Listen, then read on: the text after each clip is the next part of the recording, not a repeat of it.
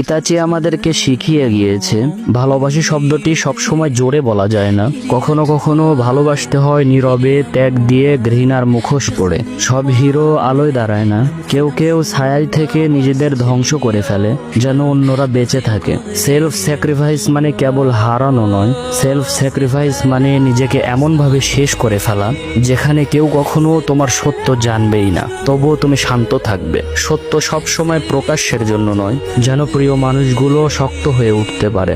ভালোবাসা মানেই পাশে থাকার নাম নয়, কখনো কখনো ভালোবাসা মানে দূরে গিয়ে তাকে এমন শক্তি দেওয়া যেন সে তোমাকে শেষ করতে পারে। ইতাচি তার গল্প লিখেছিল রক্ত দিয়ে, তার ভালোবাসা লিখেছিল নিঃশব্দ কান্নায়। আর তার শিক্ষা রেখে গেল একটাই, সব হিরো দুনিয়ার সামনে দাঁড়ায় না, কিছু হিরো চুপচাপ ছায়া থেকেই পুরো দুনিয়াকে রক্ষা করে যায়।